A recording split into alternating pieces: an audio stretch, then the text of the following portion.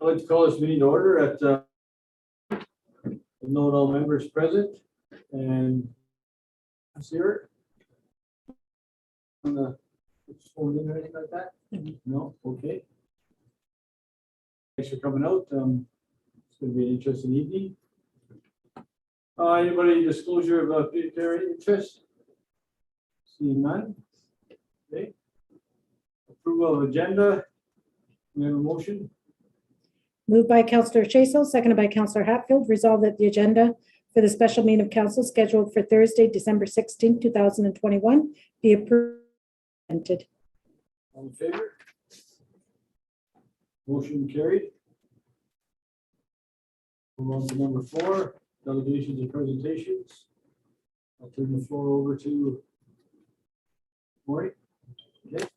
Thank you, Mayor. And we have a PowerPoint presentation today to share about the 2022 capital budget. Screen so council can follow along and our viewers as well.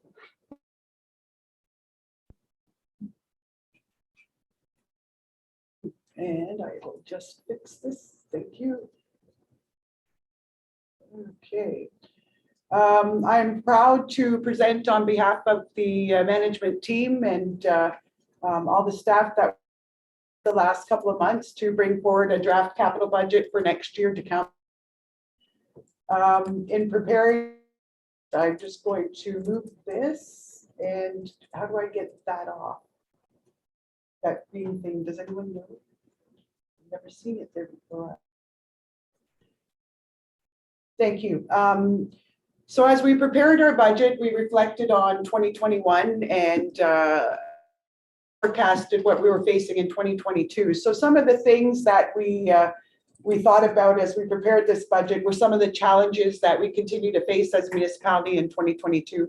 Some of those challenges and unknowns are the continuing impact of COVID-19 on the organization, on the municipality, and our revenues. We are forecasting that our normal revenues again will be down, and given the new variant of COVID, it is an unknown how that will affect the budget. As well, because of COVID, costs continue to increase for things like the purchase of equipment, for materials.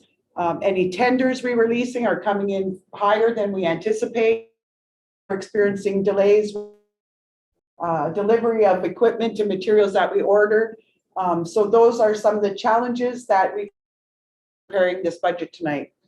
In terms of 22 revenues, we will be presenting the operating budget that should be considered in concert with the capital budget in January to council. But in the operating budget, we are projecting large losses and increasing costs that will be faced in 2022, such as increased costs from the Algoma District Social Services Board.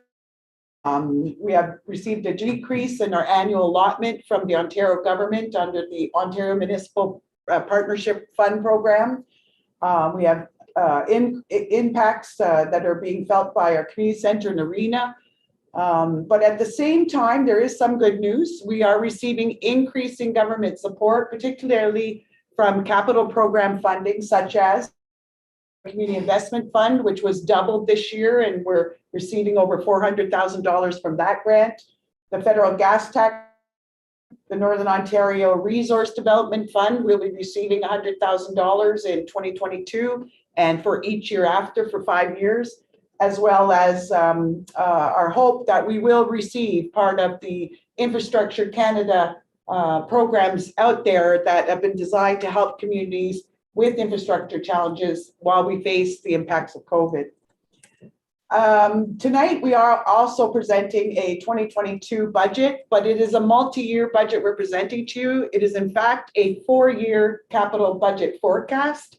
This is modernization. Over the past couple of years, we've grown from presenting budget, the next year a 2-year budget, last year a 3-year budget, and this year tonight, we've met our goal of a 4-year budget. The why a 4-year budget is that is the normal practice, that in a term of council, usually after their first year, you will present a 4-year budget for the term of council. And so tonight we are presenting a multi-year budget, knowing that it is a draft budget to council that may change come a new term of council. And Manuela can explain some of the rationale behind the 4-year process. As well, in our multi-year budget, to present some information on how we are this year putting together a longer term forecast and doing whereby we're putting money aside this year for projects that will occur in the future. The 2022 budget also has a significant amount of projects you will hear about tonight from staff that are capital that we recommend, but we recommend that they move forward only if we receive funding for the projects. Those projects will move forward if we receive, but the amount of capital projects put forward in 1 year without any support would drastically and negatively impact property taxes, lower our reserves, and have a detrimental impact on the municipality. So it does mean we are presenting a number of projects that are very highly dependent. And finally, I would like to all staff worked very hard to focus our recommendations to council on those pieces of critical infrastructure that met our tests.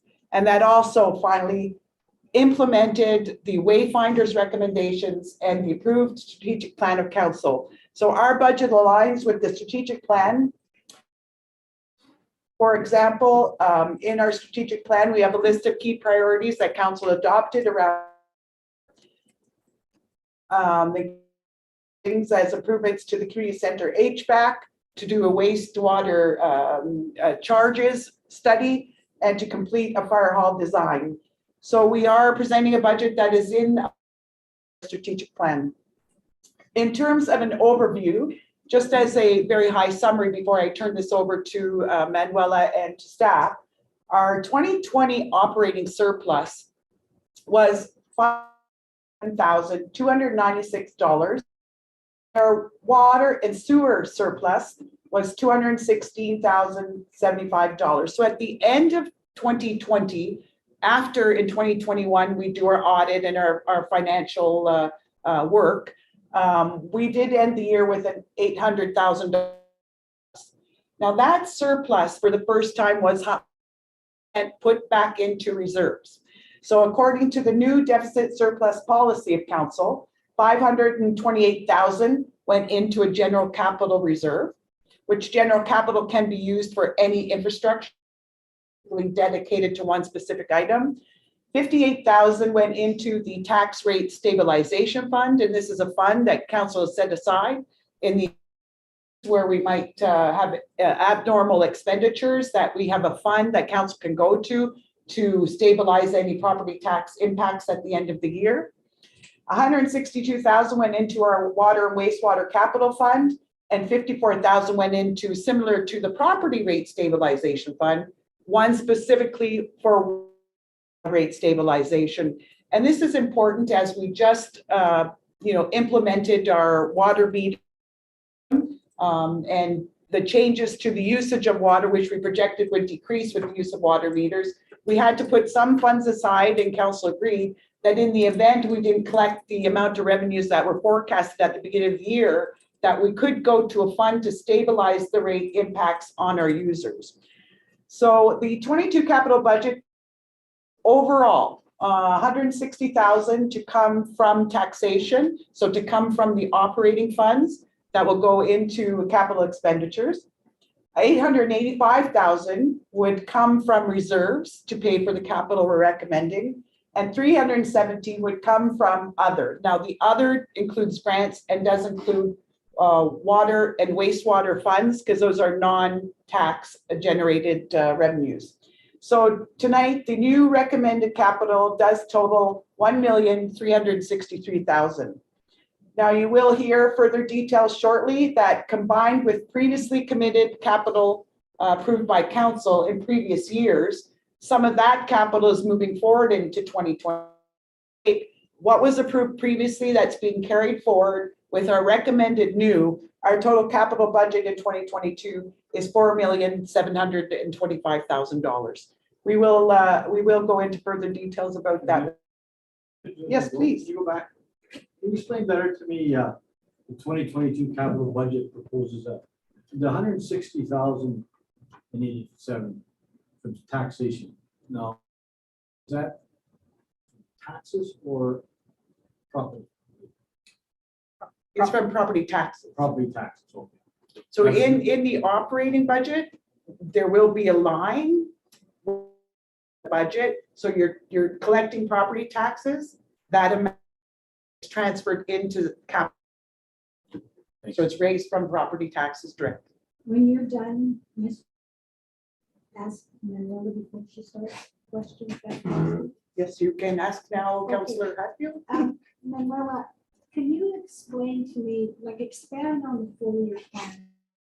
I have 3, I'm a little bit. So the like any future planning, it's not 100% concrete. So when we do a 4-year budget, we're really improving the current.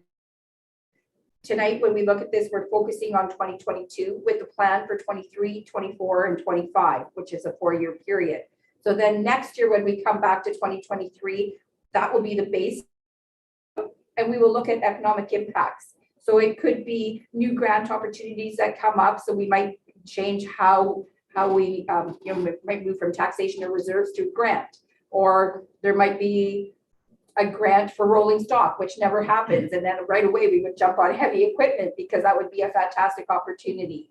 Or COVID might hit us hard again and we might have an economic downfall and decide, okay, this spending is too much and we have to postpone it for a couple of years.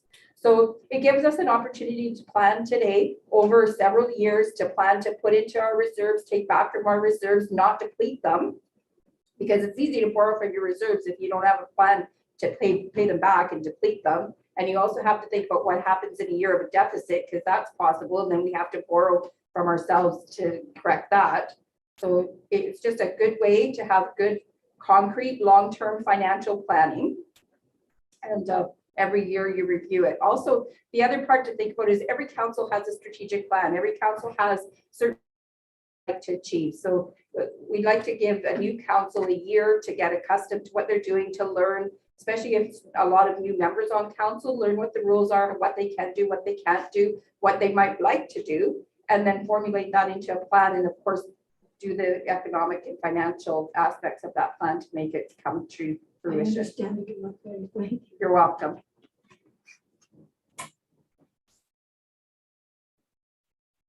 So just very briefly, as staff does every year, we have a whole list of capital put forward from all departments, and we go through a process to review them all and review them based on a set of criteria. And number one, does the project meet the goal of maximizing infrastructure rehabilitation while minimizing any impact on reserves, taking too much from reserves, or causing too much of a property tax increase for it to fund? So ultimately, we look at the capital put forward. We look, does it meet the goal? This year, strategic plan priorities, I said that with council, and we measure it against a number of criteria that include, does it match with the asset management plan? Is it a critical piece of infrastructure that has a associated with it? Is it in line with making sure that we're meeting health and safety requirements? So there is a list of criteria that staff go through and assess each capital project put forward. So Manuela, I'll turn it to you now to talk about what the projects were that we completed in 2021. So 2021, we completed quite a few projects. Some of the ones that really stood out for me were the fire truck. That was a big accomplishment. I remember when I came first in 2016, one of the first things I heard was the fire department needs a new truck, and nobody knew how that would happen, but it did happen. And I'm personally very proud of that. I think it's a great accomplishment for the community. Scenic High Falls, that's a great spot for tourists. I know a lot of people use that spot, and it just helps us. It's one of the other things that helps us get on the map. The water main valves at Cavern Hill and Broadway got replaced.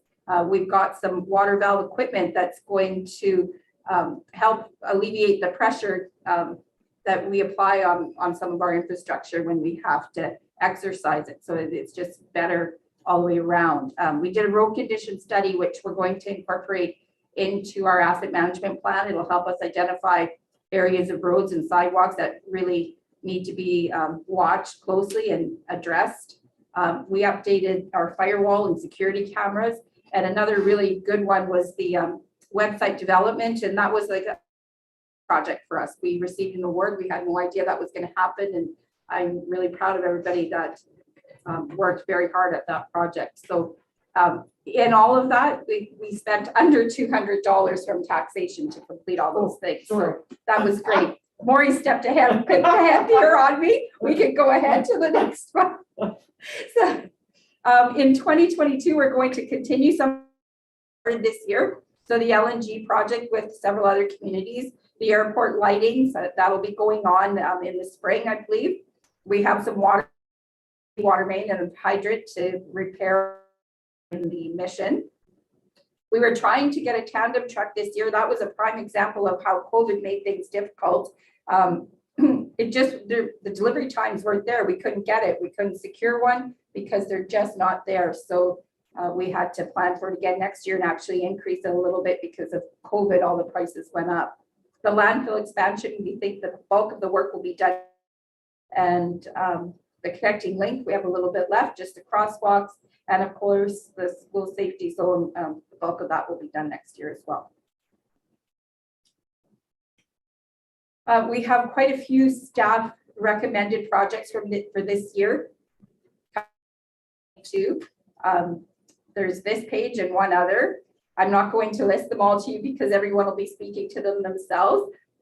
Again, we had minimal impact on taxation, so we've achieved projects worth with only 161,000 in taxation. There are some reserves that are going to be impacted, but as Maury spoke earlier, from the surplus, we've already put 800,000 back in. So even impact, and we're doing some subject to funding. Sorry, my asthma's going to kick in. So these are projects that we think really need to happen, but only if we can get them funded. So you can see they're heavily reliant on grants. And some of them I think I know we've already applied for, and I think everybody as they're going through their presentations will be speaking about their own there. And then long-term planning, this is, we spoke a little bit about it earlier. This is something very new for us. We've only been doing it in the last couple. It really shows that we have a plan for the future. And last year we had a couple items. This year it's quite expanded. And I spoke earlier about the fire hall and how we need to replace that before we can get another truck or replace or repair or rehabilitate. I'm not sure what it'll be, but we'll work that out. I think to do that as well. And there's a plan for some heavy equipment in the near future. There's roads. The road pavement is a rehabilitation rather than a replacement. So the whole theory behind that is to maintain your roads to such a state that you don't need to totally replace them. And you could do regrind the asphalt, put it a lot less expensive than repaving a section of road, but it'll really extend the life expectancy. So we made a plan to be able to do that over several years. The water filters, we found out earlier this year by surprise that that was a big expense to us. So you can see in the next few years here under long-term planning, there's nothing but section. It's in the recommended for every year for the next 3 years. And then in the 4th year, we're starting to save for the next round of filters because that's going to be something that we have to do every 10 years. So it was a learning curve for us, and we really are doing a good job, I feel, of planning for the future. Alex came to me and said, I need a tractor. So we worked out what were the most critical components of that tractor, and that's going to happen in 2022. And we're planning for the rest over several years. So it's a whole new culture, and I guess we're going to see it unfold over the next few years. I think it's exciting. Thank you. And I think Maury's going to take over at this point. Well, thank you. So as we discussed, we'd like to take this opportunity to go project by project as briefly as possible. Certainly invite questions at any time, just to give council an overview of the projects that we are 2022 funding. So the first project is the town hall redesign study. We need to hire an engineer to look at our building, to prepare the design brief, to look at the building needs, and to prepare construction. Those construction plans, we would plan to go to tender and look at rehabilitating this building, which I know has been a priority for council for many years, and particularly accessibility compliant to meet AODA recommendations. As we spoke to council in the past, that would include an elevator lift up to council, or it could include relocating council downstairs into the OPP area. So there's a large project here that's looking at rehabilitating this building to bring it up to standards. That would include things like the HVAC system that we are concerned about today, but the study costs are approximately $75,000. They are targeted to come from reserves. Our deadline is to have requests for quotations before June 2022 and start construction pending our funding options the following year. This project construction date may depend on our future discussions about the use of our building by the Ontario Provincial Police below. So this is one project that's recommended in our budget. In the corporate section, we're also, as we did in previous years, are recommending that $85,000 in 2022, and then in 2023 we would match with another $85,000 to come from reserves. This would go towards purchasing new municipal accounting software. We have reviewed this with council the past couple of years. We have some issues with our current software. What we believe that purchasing a new accounting system will really help improve the efficiencies, modernize online payments. We do business, and the total cost at this time is $170,000. We're looking to start and complete that project in 2023. But this year, in terms of long-term planning, we're asking for half that money from reserves, and next year we'll ask for the other half. We also are doing, and talked about, better multi-year planning around the replacement of our hardware and software. So in some years in the past, would come forward and say, I need a new computer, for example. So now we're putting it on a schedule that over 5 years, we're going to replace 5 computers each year, properly for each year. An approach to replacing capital rather than coming to council with one large amount. It would be funded by taxation annually, and it would be to make sure that all our computers are safe, have the most up-to-date anti-spy software, are compatible with all changes of software that happen, and are up to date to meet our Do I ask Mr. Tate to ask a question? That's what I should do. I'd like to ask. Go ahead. I wasn't sure I spoke up No, last the night. floor is Just before you get any further, and I forget, the building I'm very concerned about because I've heard so many things that scare me about the center of the building. There was no school. What's going to happen if they don't approve that?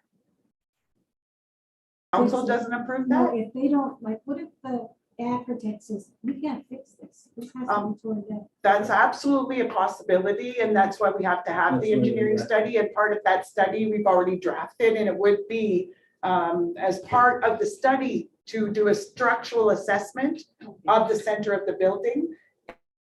Done one part of the study already this year, and that was to do the hazardous materials. So before we could do anything, we had to do a hazardous materials study because this building does have asbestos and does have some other hazardous materials. So your question, Councillor, is a good one. It is a possibility, but based on the information that we've had in previous years from consultants, the foundation itself is good, but certainly there are concerns about that particular section. So that would be determined through the process. Thank you. When Be in compliance. So I believe it's every year, every second year, we actually have to do an accessibility report to the province.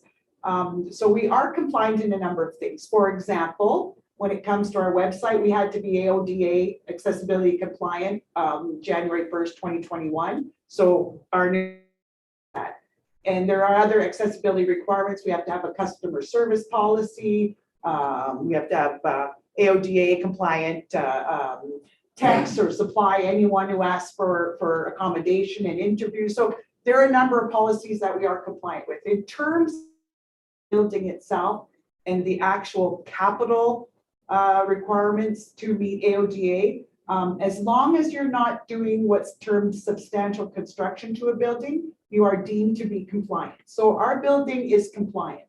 However, if we start to take what's considered substantial on the building, we would have to modify the building to become 100% compliant. And so to do anything around the structure or change the HVAC would absolutely trigger that we would have to look at the whole building as a whole. Other rules have come into place, and in terms of community services and recreation, there are laws that say that any new recreational trails or any new recreational components, they do have to, from now as they're being built, be AODA compliant. So in summary, this building is compliant with existing legislation, supplemented by policies of council that say, here's how we deliver service, knowing this building isn't compliant. But we are meeting all accessibility legislation. It's when we touch this building that that's when the law will step in. But council certainly has indicated, at least since I've been here, that building accessible to the public is a high priority project. So we will be putting extra effort into it in 2022. Marty, I got my question on this. In the past, we talked about here. When was the deadline for this? 2023. Well, from what I know of the this building does not need to compliant by a certain date. What the legislation says today is that if we do anything that's considered substantial construction, then make this council chambers compliant. So there isn't a deadline. It's not a specific 2023 or 25 deadline at this point under legislation. Perfect.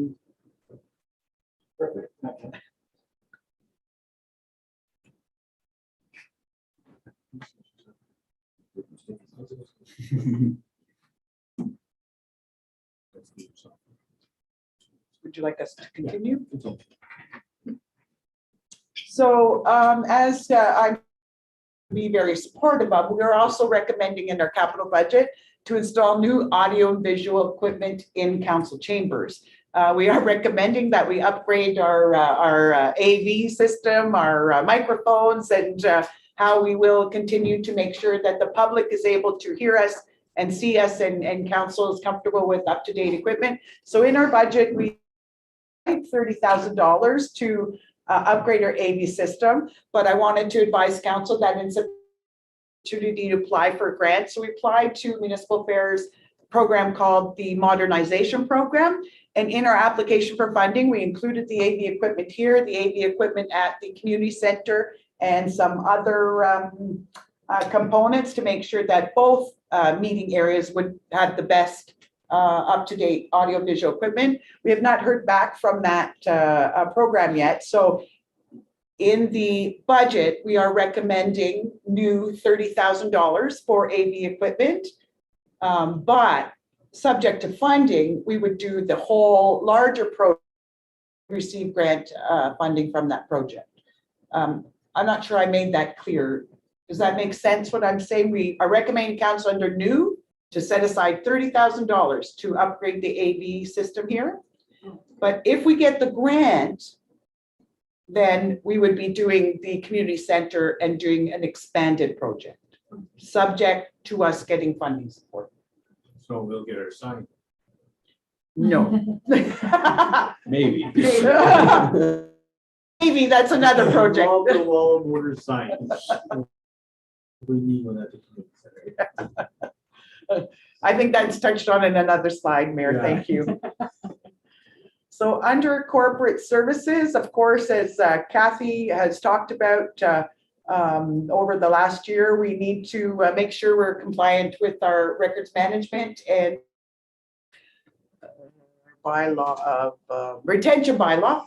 And to do that, we've set aside $25,000 out of taxation and $20,000 out of reserves for $45,000 capital spendings in 2022. But this would be a 2-year project. And again, as best I can, that is the budget that we were recommending under new. But we have also applied in September for $135,000 from the Municipal Modernization Fund. And of that 135,000, if we receive that grant would ensure that we have monies to hire a consultant process. We would have new equipment purchased to help us with scanning and documents scanning. And it also includes our grant for some staff support to help us. So again, as best I can, we are saying to council 45,000 in the recommended expenditures, but subject to funding, that we would do the larger project if we receive the grant from the province. We are hoping to receive a positive word momentarily, but tonight we have not yet heard. I think I'm getting to the end. So for future years, from the department in the 2023 year, we are recommending that we hire a consultant, job evaluation, update job descriptions, which ultimately lead to council updating its pay equity plan. Here was done over 20 years ago. And so to start that process, we would need to hire a firm that specializes in looking at our jobs and doing a job evaluation. So in 2023, we're asking council for long-term planning to consider from taxation money for that project. Now, subject to funding totally. So this falls in the yellow section. We have put in a grant to the Federations of Canadian Municipalities, the FCM. Am I saying that right? FCM. We have put in a grant request for $62,500 project. 50,000 would come from a grant, 12,500 would come from reserves. This money would be used for condition assessments.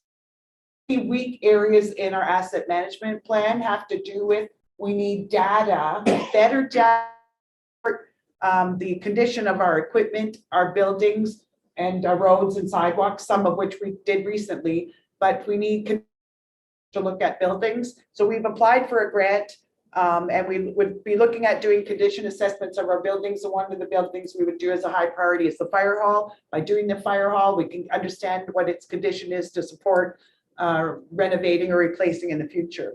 So this helps to update our asset management plan with more accurate data, and if approved, would be completed before the end of next year. And I think finally is in the 2022 capital subject to funding, we are recommending, and this does come also as a recommendation supported and requested originally by the Wawa Business Improvement Association. So the Wawa BIA, and this is included in the Wayfinders report and reflected in the strategic plan, a request for council to update what's called a community improvement plan. So council does have a community improvement plan. It was dated 2008. So it is, approximately 13 years old.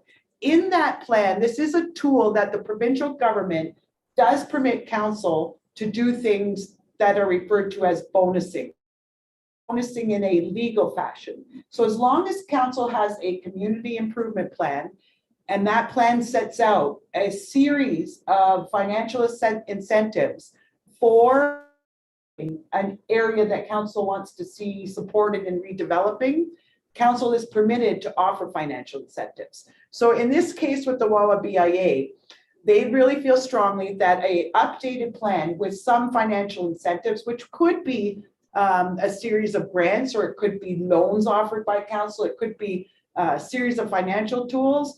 They would like to see a community improvement plan put in place for the Broadway Avenue Mission Road area. So they would like to see council really support some plans and incentives that would update the appearance of buildings, the accessibility of buildings, and help to improve the facades and the look of our downtown area, extended Mission Road, in an area that really is the same area that the Wawa BIA operates in. So that it would be a consultant study. It would cost $75,000. There are grants available to the BIA will contribute financially to that study. In this study, I think a real key component, this is really new in the province, but we've seen it happening in other communities. Council can put incentives that are specifically geared to improving the housing condition of dwelling units along these areas, but also would ask act as possible incentives for developers to build housing. So we would use this community improvement plan as a tool to help upgrade, but also incentives to help them upgrade, hopefully housing. So we do have a draft terms of reference for this study, subject to some funding applications. We'll bring this back to council to explain what this plan is about, but this is being included in the subject to funding. Is there any specific question about that study? Everything you talk about all the way through, there's always somebody that has to come and look at it. An engineering firm do this, and a study firm, like, if you don't do things like that, does that mean that you probably won't even get looked at? Like, you have to be specific? So when it comes to this building, for example, I don't think any staff would feel qualified to do a structural assessment. We support any consultant that comes in with any way we can. But in this example, using the building, we just wouldn't feel that we had the engineering qualification to do that. Now, having said that, in a community improvement, it could be possible that existing staff could undertake and complete a plan, support, but that just does lead to the situation where we're asking staff to do something else that they may have, but not the time available, or other priorities may have been identified. So to answer on the community improvement plan, I believe it is something we could do ourselves, but I'm not recommending it today to council. It's really more about time management, and there are experts around Northern Ontario that know specifically how to do this process. So yes, either way is possible. Also, if you did it, when they come to step 2, they have to hire their people to do it anyways. So that's what happens. And also, you explained before us, and also have to question, if we don't have like a plan at the MMCC into for a grant, they don't consider it, right? So it's a step to get money. Yeah. It's a big circle. It is. I wasn't sure whether every time I turned around, some money for this. So the studies have to be. Yes, Mayor, thank you for that. That's also a really good point. Phew. On to community services, tourism, Alex Patterson. Thank you. I'm not last this time. Usually I'm last and everybody's like, oh my God. He's gotta finish. So I'll try and be fairly quick. The first project that we have is community center improvements. So this to some of the other projects that Maury's already talked about. We're recommending a core set of things here that are the most critical items, but every single thing you see here is something that we're applying for funding for. So should we be successful with the funding, then this is included in that and we get hopefully 90 cents on the dollar. Should we not be successful for funding, we've identified 4 critical components that are not the things that we really do need to get funding for to improve things at the community center for next year. So those things are pretty basic. They're the other side of arena heaters. They're our sound system, our curling glycol pump, as well as some of the flooring that's really, really critical at the facility. So the cost is around $130,000. We're lucky that we're able to fund that through federal gas tax. And those are things that are going to really help us continue to offer the same services at the community center or make small improvements to the services that we offer at the community center. It's also important to know that we are going to talk about the bigger projects in the subject to funding, but these are all things that have already been identified in the bigger project as well.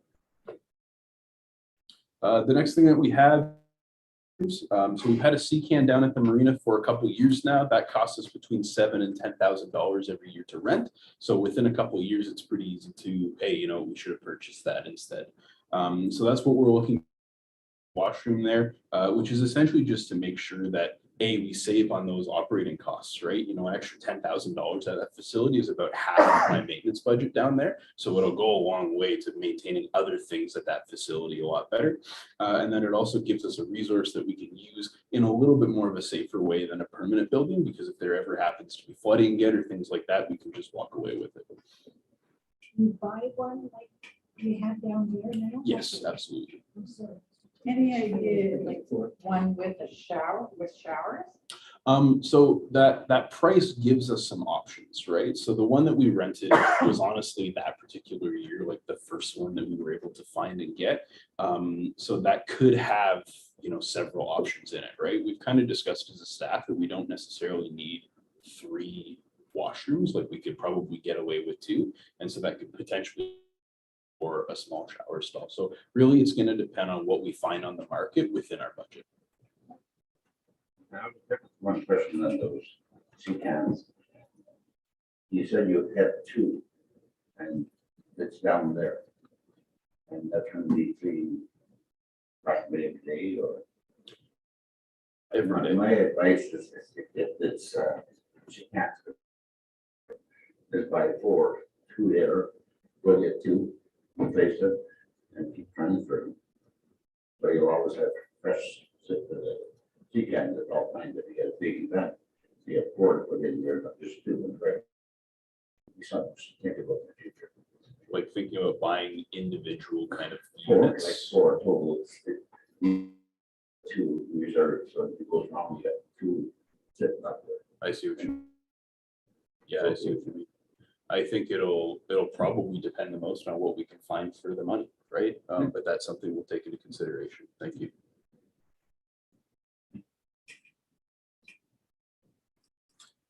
Next one is tractor deck reels. Sorry, pictures is super accurate. This is the big wings on the mower. So if you ever see us drag big yellow, red spinning thing, that's what it is. So that's why it's a pretty significant unit that we have. Ours, the frame got bent on it. It's, well, I mean, it's lasted us a really long time considering what it is. We've had it for almost forever. So this is part of what Manuela said about saving up for a future purchase. So basically what we're doing is we're putting money away every year from 22 to 25 because we think we can limp the tractor to 25, although it was acting up on us today. It's still okay, like we can still run it. The maintenance costs are still not too high. So we're gonna look for a set of reels because that's one of the components that we need to replace sooner than the tractor, but a set of reels can go on almost any tractor. So it's something that we're going to, whatever money that we don't spend on the reels, if we can find something a little bit cheaper, we will, but put that in the bank so that, you know, by 2025, we can afford to buy a new implement with all of the stuff that goes with it, the bucket, the snow removal equipment, things like that. Tractor would do all that? Yeah, we use it year round. So we use it a lot in the wintertime at the community center. And then in the summertime, from digging flower beds to cutting grass, you know, all projects that we do that we don't need Public Works' help for, our tractor does it. Okay, next project we have benches and receptacles along Mission Road and on Broadway. So as council probably remembers, a couple of years ago, we got a grant and we were able to install all of the new benches and all of the new garbage cans. That time that we wouldn't do Mission Road because there was construction going on at Mission Road. So we delayed purchasing a couple more based on Mission Road. And so now that the construction is finished, it's time to purchase those units. The BIA also approached us. They're interested in doing banners and the whole length of Broadway in the same style instead of just from essentially the post office to Fenlands. So that's something that we said, hey, you know, we're happy to help with that. The municipality has control of the lighting program right now. So give us some funding. Yeah, I Yes. forget how much. Okay, I don't know how much either, but they're going to help us with that, and we're going to kind of work together to make that happen. So a little bit of beautification along the way. I'm happy to hear the BIA. Okay, the next ones we have, so the yellow is subject to funding. These are our highway billboards. So this is specifically a tourism project that we're looking for dollars for. They are replacing a couple sets of billboards. The first one's the Scenic High Falls billboard. Now that project able to advertise that area. And if you've driven by the billboards, they're extremely faded. They're almost gone. So we're going to replace those in a very similar style to the Walla waterfront project. So it looks kind of, it's got that, everything links up. There's new signage for Highway 17 South and North. This EDC signage with some goose nest signage. So again, trying to attract people into our community and drive them downtown. And then finally, you'll notice that last year, this last summer, we took down the three-way sign. It was faded, the frame was cracked, it was in trouble. So we've got some designs that we're working on right now to replace that signage as well, with a little bit of help people navigate their way through our community. And then I think this is the chart of all the stuff that we've either applied for funding for or are applying for funding for. So obviously the most important one is arena modernization. We've talked about that several times at council about what that looks like. That project hasn't substantially changed. We've actually contracted with an engineer to give us some numbers that we needed for funding. So like Mayor Tate had said, there's funding that we've applied for in the past that we've been rejected for from the community center. And one of the reasons is because we didn't have the full data that they're looking for. The second reason is that there's been new funding that specifically needs some very technical figures about the amount of greenhouse gases we're going to offset, the amount of electricity we're going to offset, and how our upgrades are going to specifically affect the community center. So that's something that obviously us as staff, we don't have the qualifications to write those numbers for. I can put anything on a spreadsheet, but before it comes with an engineer stamp, it doesn't mean as much. So we're applying for 2 funds. We're hoping to get about 90 cents on the dollar. And that'll do hopefully, a bunch of stuff. Obviously, the HVAC and the roof are the main priorities of the community center. And so you'll note that some of the things we've portioned out over the next several years aren't HVAC and roof because they're items. Those are the ones that we really need to get funding for because we can't afford to do it ourselves as a community. So those are the things that this particular study right now that our focuses on is the HVAC and roof and building envelope, because that's what the funding is looking for. And then we add all of the rest of the stuff in as sort of value added things, right? So flooring, the lamp, updates to the lobby to accommodate more tourist information. All of those little bits and pieces are the value adds that add on to the main project, which is the HVAC and the roof. Other things we've applied for funding for, that arena modernization, we're in the draft stage of those applications. So we've completed the first draft for, but we haven't applied to them yet. We're waiting for the final numbers from TULIP to be able to go ahead. Things that we have applied for, the sports field. So recently we completed a Trillium grant application. We don't know if we were successful with the grant yet. That includes things like the outdoor sign. It also includes things like the track. It includes exercise equipment specific to seniors and specific to people with disabilities, as well as a small playground there to replace one of the ball diamonds that's underused. We've also got things on the radar for applying for this year. So one of them is upgrading the tourism specific look to accessibility. We've got some door sills at the community center that aren't particularly friendly for people with mobility issues. We've also got some washroom issues, and some of it is beautification and some of it is accessibility. But at the end of the day, that's typically the first impression of people at the tourist information. And so it needs things like Mission Park there as well in terms of applying for funding for. Obviously, I've come to council a couple times about this, but those playgrounds are at the point where they're unsafe and they need to be removed, but we also want to replace them. And then the tourism billboards, like we talked about already, as well as some future tourism planning as we navigate the new era of economic development and tourism in our community. That all kind of falls into place. So the playground has been present? No, it hasn't been decided. So something that really needs to happen there, and you and I have actually talked about that a little bit, but for everybody, consultation around that. As a staff, we're quite divided. It's a pretty interesting argument around the table, both around this table as well as around my staff's table at the community center. So for consultation, and that's something that if we are successful with some funding for, then that's the time to have that conversation. We can actually move the project forward, right? I wouldn't want to give anybody false hope by saying, hey, where would you like a playground? And then no, you're not getting one because we haven't finished the funding yet.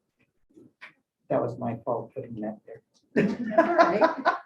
Maureen and I have had heated debates about this issue. I just thought we had discussed it.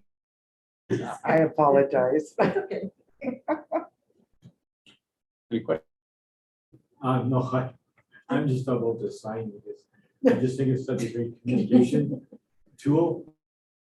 What we're gonna talk about after the announcement. I mean, 100%. on it goes, you know, you have to change that to rate. I just think it's a great communication. That's why I'm always on about that sign. Yeah, so we have it, technically, we have it in 2 funding applications. It'll be in the arena modernization funding application, but it's also in the Trillium funding application. So we can keep our fingers crossed and hopefully one of those 2 get it.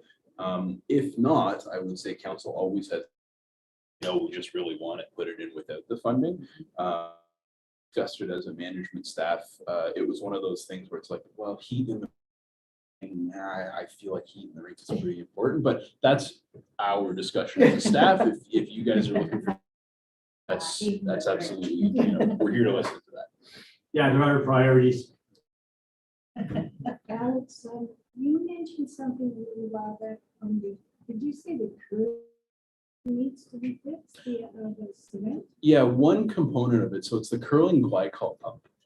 So in the compressor room, there's several, and we've actually been pretty good at replacing one a year. Now, typically, we've been sneaking those, I mean, I shouldn't say sneaking them, but we've been putting them in the operating budget because we have enough money and they're not typically that expensive. But in the spirit of having a good asset management plan, these assets need to be capitalized, so they need to be put in the capital budget. So typically a pump like that runs about $7,500, $8,000. I normally budget for that in the operating budget, but it's a capital asset. So it's much better to put it into the capital budget and have that capitalized and have it entered into the asset management plan, and then have that in a position where we can say, okay, it's going to last 25 years. And so we know we need to do things. But I did it because I put it in the operating Did you budget. say anything about the cement pads? Both the cement pads are in fair condition. Both of them have cracks and both of them have our refrigeration contractor estimates that under the main ice pad, we've got about 20 feet of permafrost. So that's going to start heaving more and cause. That's why I haven't made my shots. Yeah. No comment. So Yeah. You're gonna fix that? Or- Well, there's a point where we can't. So a lot of arenas, in particular in Northern Ontario, which are more modern than ours, use underfloor heating. It's really counterintuitive, but you basically got a cold layer and then you've got a hot layer underneath that recirculates a different, so that the frost only goes 3 to 4 feet and it doesn't have. In our case, we don't have a system like that.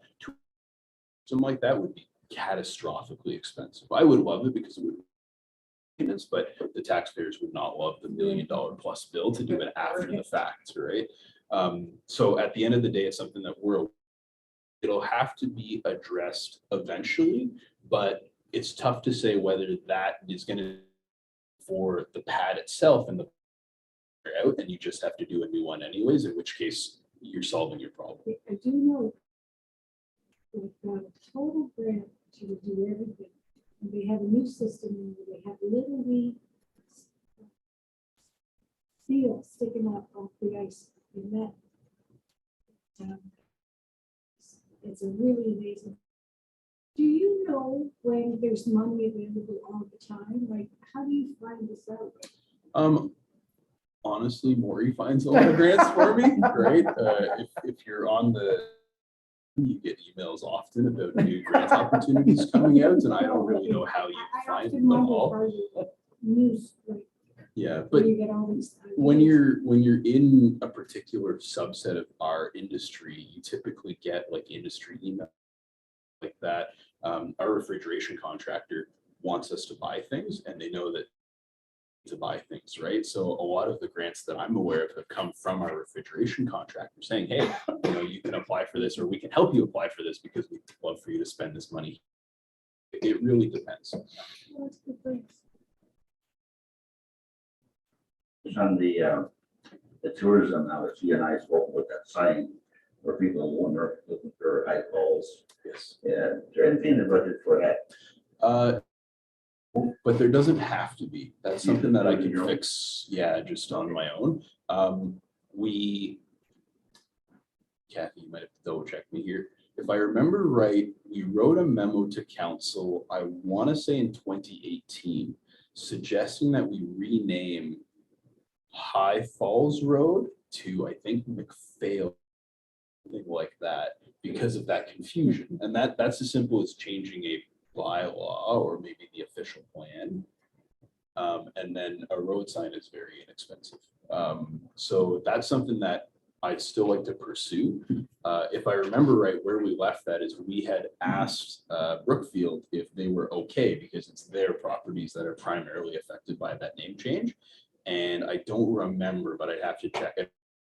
Never getting back to us. But it's something that I've had a couple tourism businesses approach me about as well. So it's something that maybe for January, February council up again, I'll look for that memo and we can put it back on the table.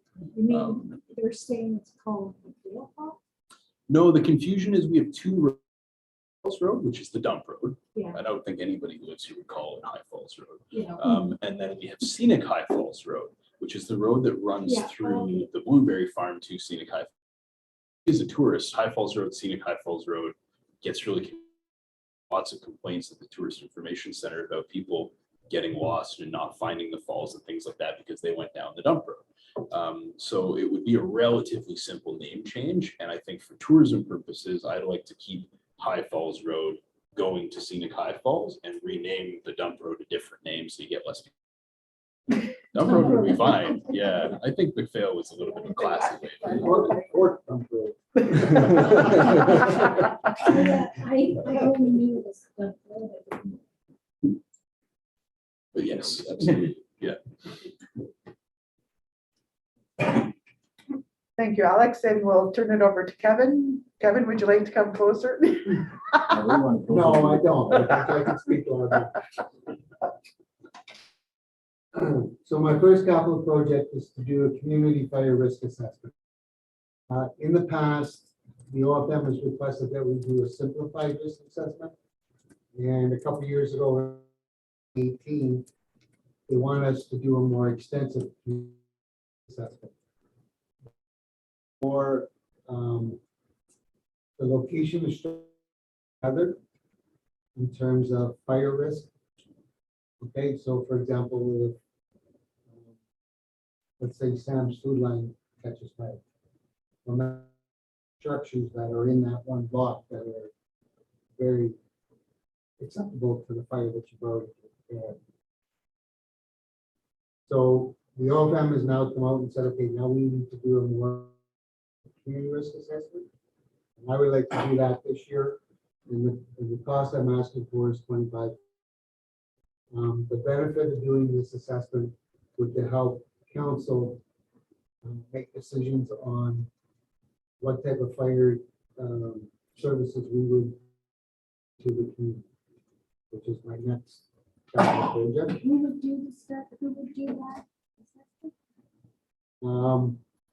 I'm asking outside the community.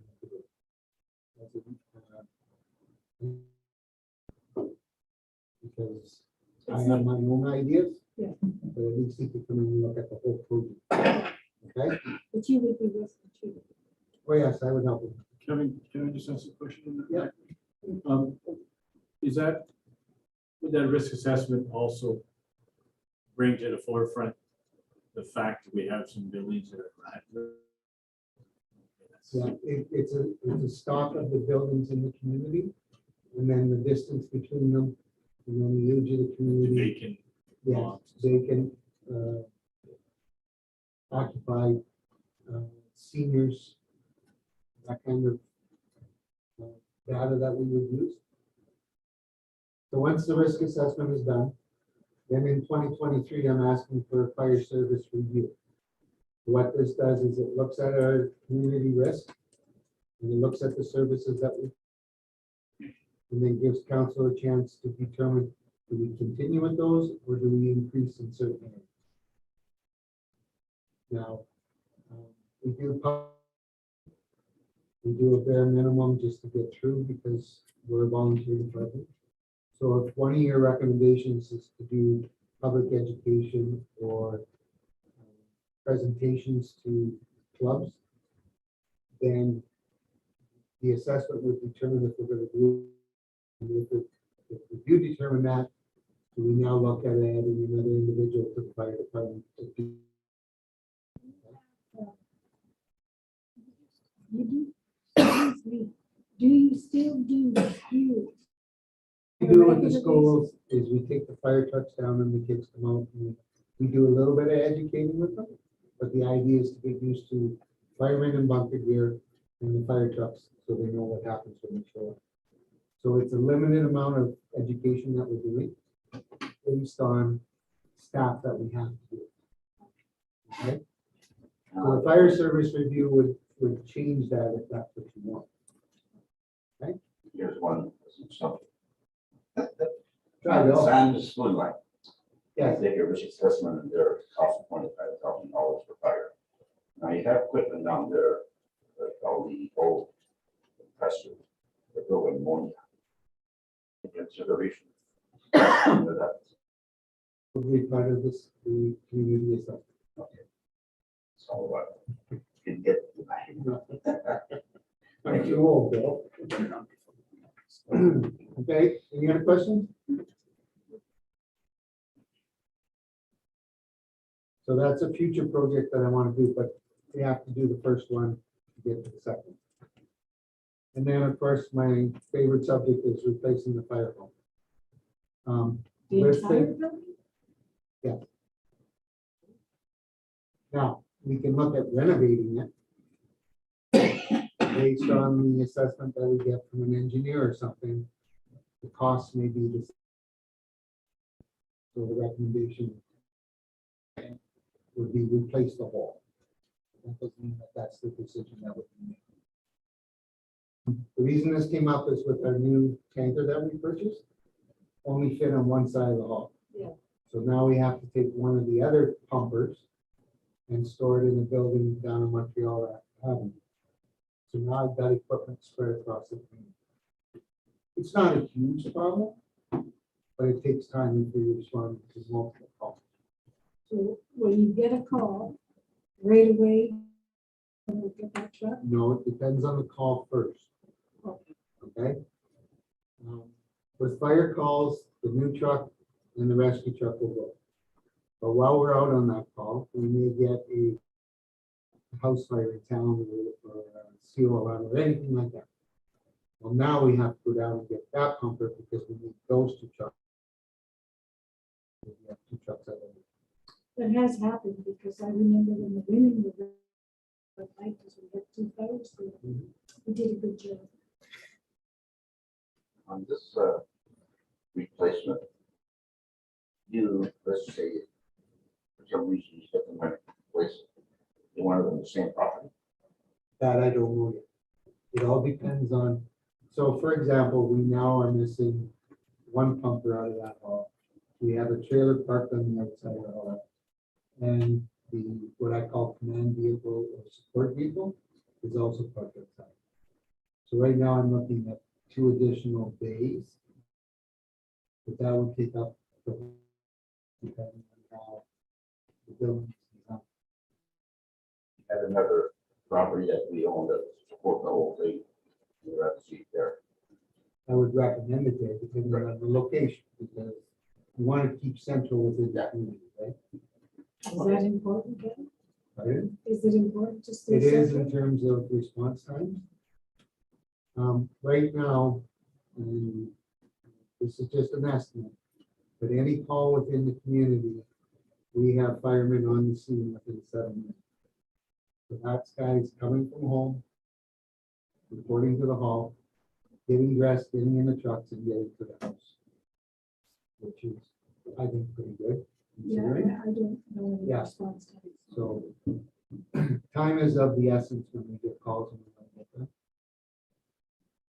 So I'm looking at a timeline of hopefully in 2025 for this to happen. So I'm putting a little bit away every year between now and then. Now, I'm not sure $1 million is going to be enough. And, to me, it's low, but It all depends on the design and materials that you use. Seen one in Florida. Well, Espanola built a 4-bay, 2-office community boardroom,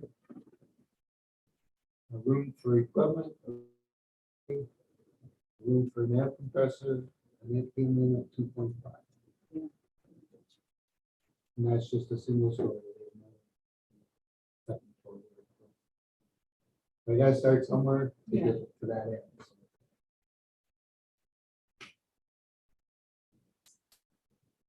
Okay.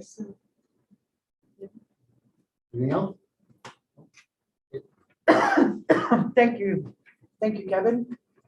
Now I'll turn it over to Dan Beach. I'm replacing Dan Beach.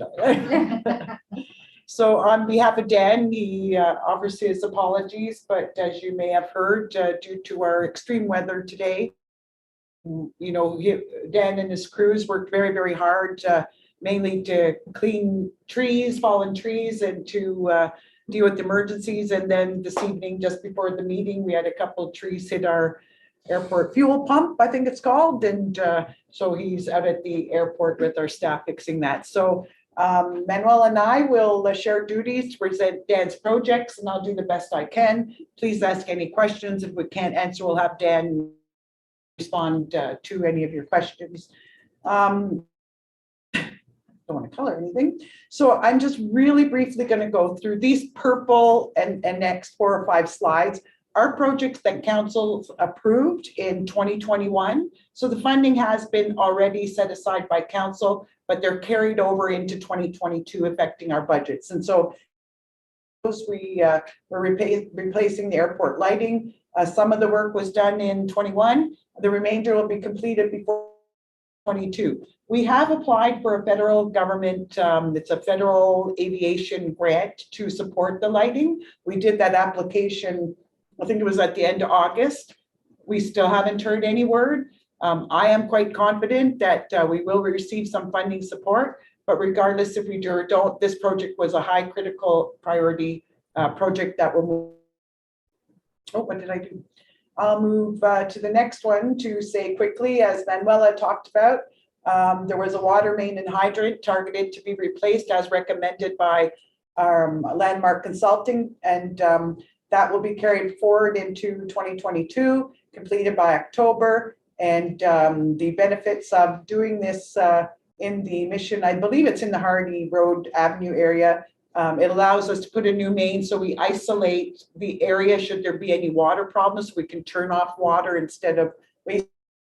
And it is an asset that has been identified as one that needs replacement. The other project that's been carried forward, talked about, that's our tandem truck, our plow sander. We just weren't able to access, we did a request for proposals. I went out to the market, we weren't able to secure one, but we're confident we can secure one next year. The landfill expansion, as we all know, has been a multi-year project for the municipality. We do have a grant to do this project. Expenditure will be in this year. That grant covers about 66.67% of our expenses and is a requirement to expand the use of our life on our landfill about 25 more years. We're still in the consultation process. We received some public comments that were history and those involved with, but we do anticipate that this project will move forward.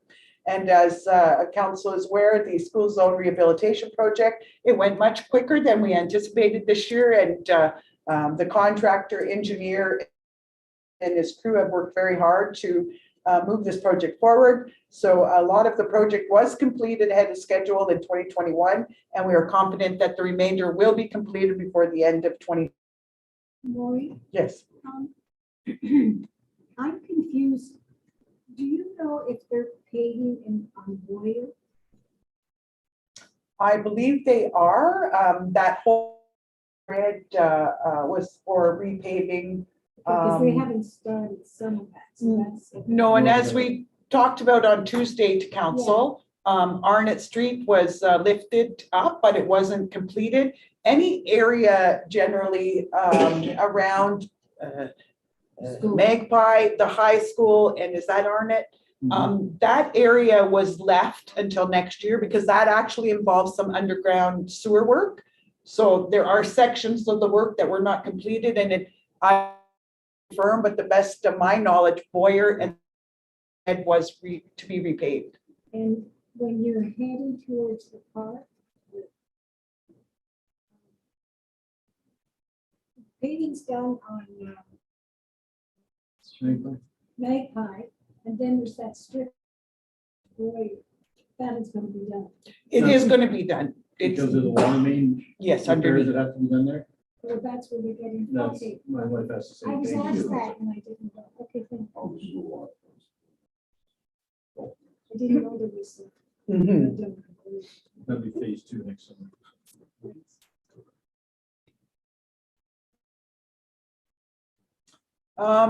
This project is a new capital project recommended to council, and it is one that we've spoken to council about in the past.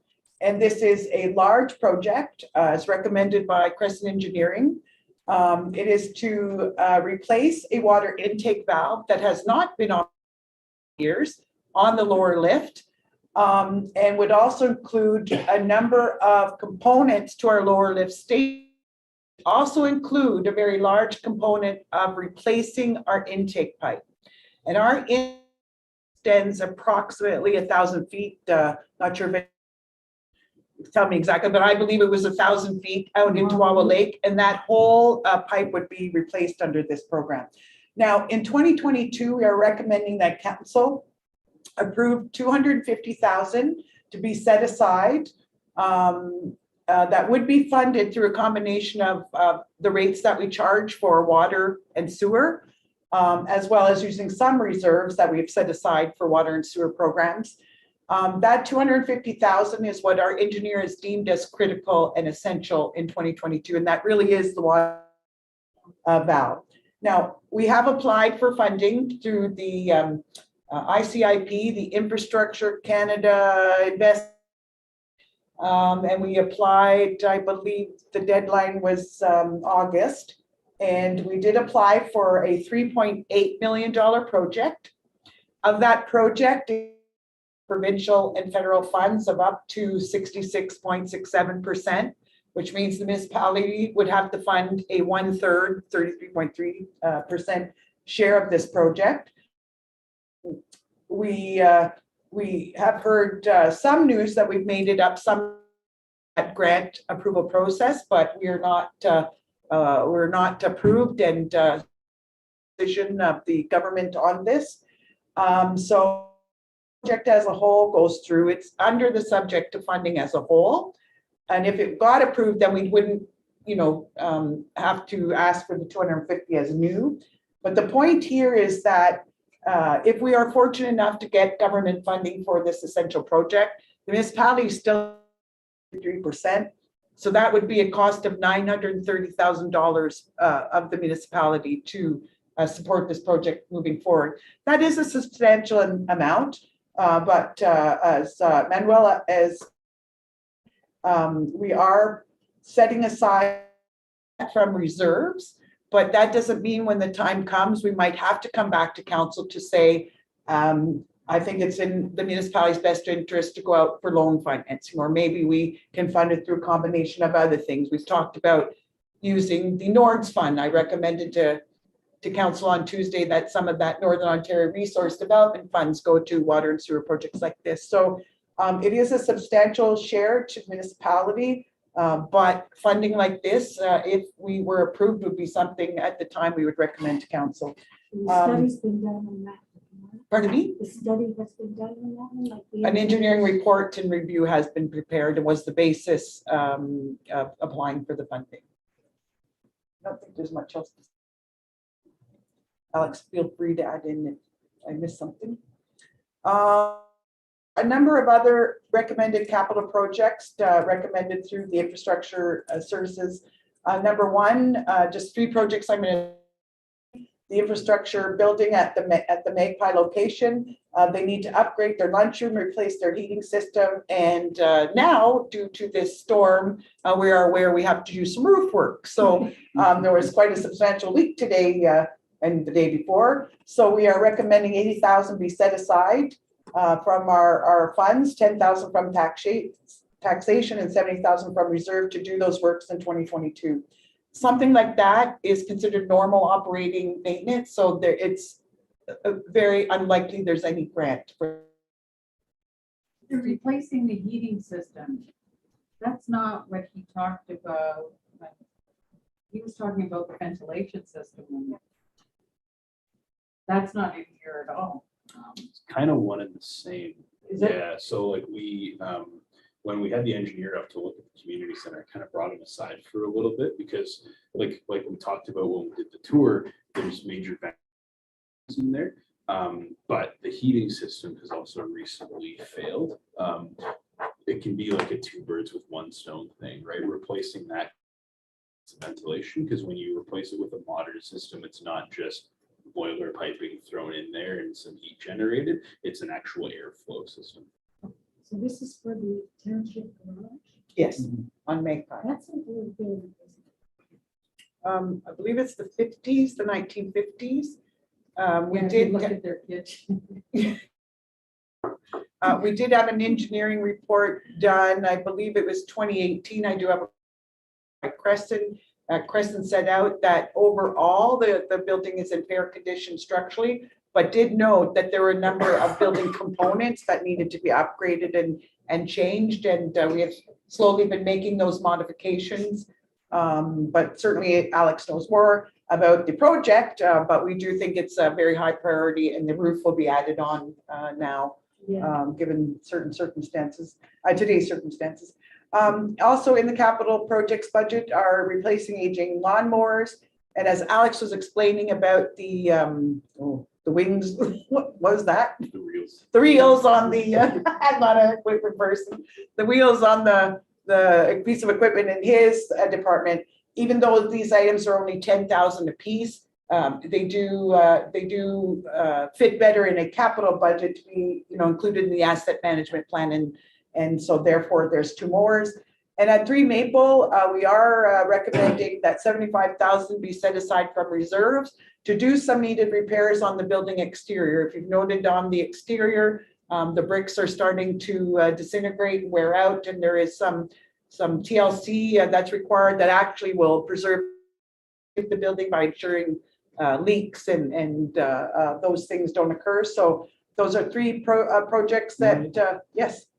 Actually, 22, I noticed we're getting repairs in more buildings, ones that aren't directly used by us.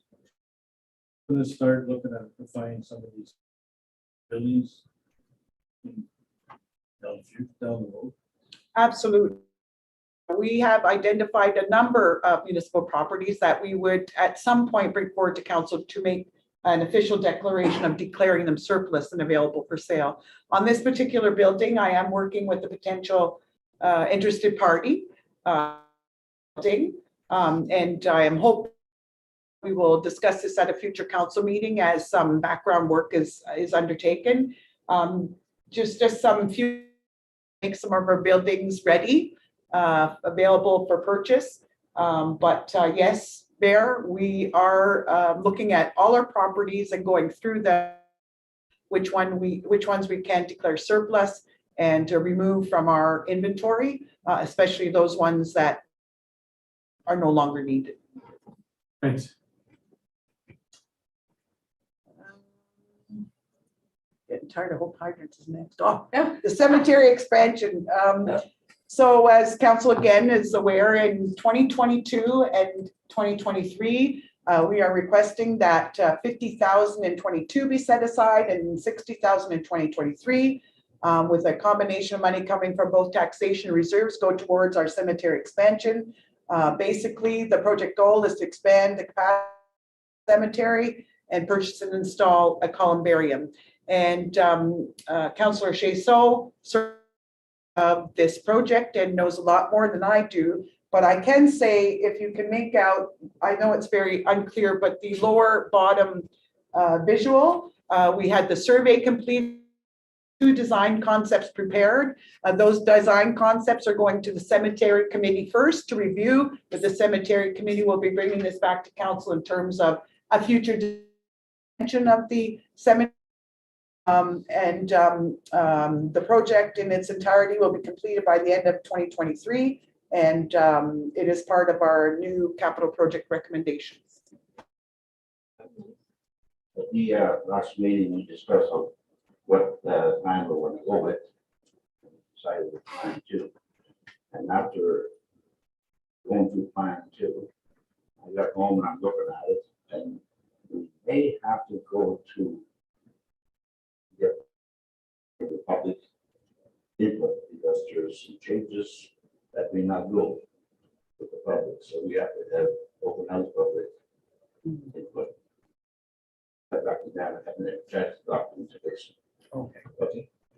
Okay, so And we're still going ahead with beautification of the cemetery.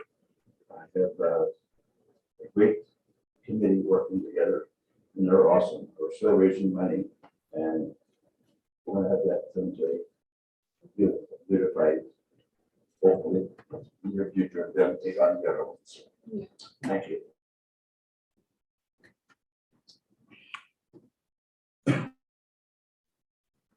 sidewalk rehabilitation, all through our multi-year budget from 2022 right through to 2025, we are setting aside monies to go to sidewalk rehabilitation. I'm sure council's aware there are areas in our community sidewalks are disrepaired, and we've made effort this year with much kudos and appreciation to our own crews who did all the work themselves. Our own crew repaired the sidewalks in an effort to save money.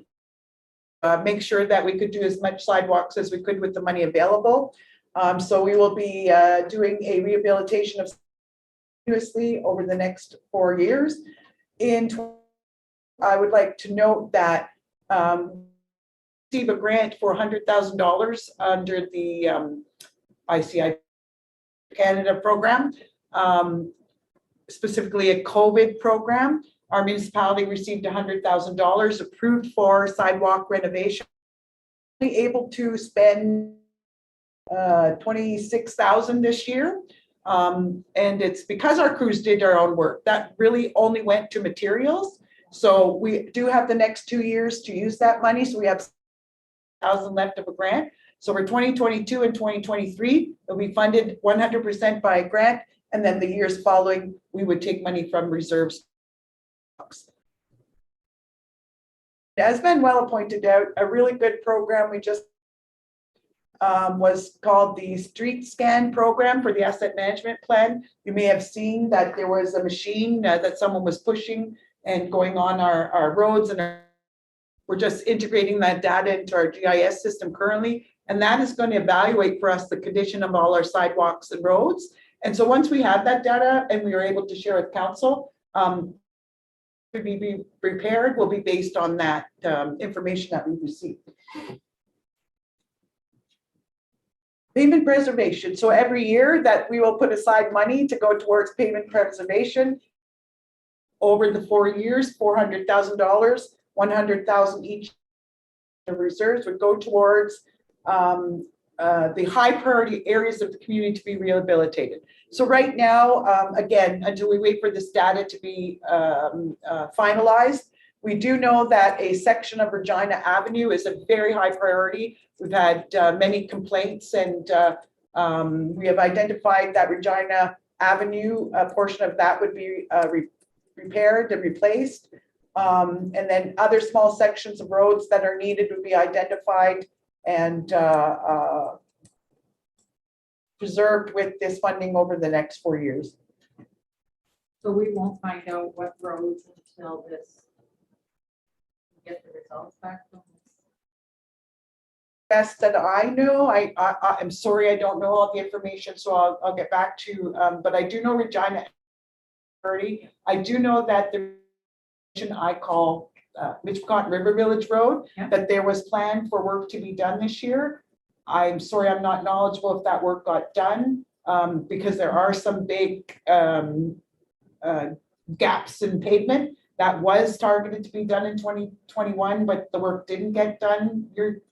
And so that would be part of the 2022 program. So those would be two high priority areas, but to give you more accurate information, I would have to defer to Dan. I'm not sure, Manuel, if you can add Yeah, anything. no. I don't have that information with me, but we'll get back to you. Jim, I've seen our roads there. How about the access to Mission? Is that gonna come up? Road, one of these planning sessions that look at rehabilitation of the Mission? If we're talking about what I call Mitchell River Village Road, Yes. or I don't know, some people call it Mission Road, Mission. and that's the main road coming in. Yeah, I was speaking about that road. It was targeted for repair and replacement at certain sections this year. Unfortunately, time did not permit us to get that work done. So it is one of the priority projects that would be done in 2022. I do not believe a full replacement of the entire road is budgeted for or recommended for 2022. Basically, the estimated cost is somewhere around the $3 million mark. I would have to ask Dan, because we were really discussing it a lot. I just don't remember the circumstances. And I am not an equipment or whatever. To try my best to explain to council, it had to do with the levels or the layers of pavement. I guess one of the problems with the road is there's only one layer of pavement. And then to replace that, you would want to do it right. And so I should probably stop there. That's about the best I could share with council tonight because I have limited knowledge about roads. I look to my team members if they want to add anything in, but I can report back. I'll ask Dan at the next council meeting, maybe to share more information about the road priorities identified. right. Need some repairs. Yes, Okay. absolutely. That's fine.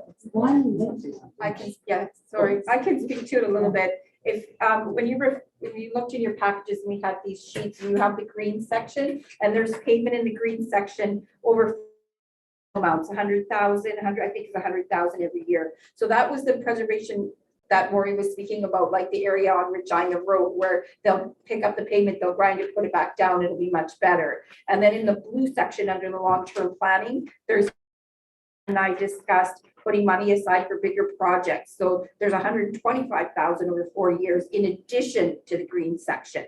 So that's another 500,000 years that could go to a bigger project, like the Mission Road is a long stretch of road. That would be a significant amount of money. So that would go to that type of an area in one shot in the future. And then the other green section would be smaller section, which might include some repair Cotton River Village Road until enough money is saved up to really do the job that's required.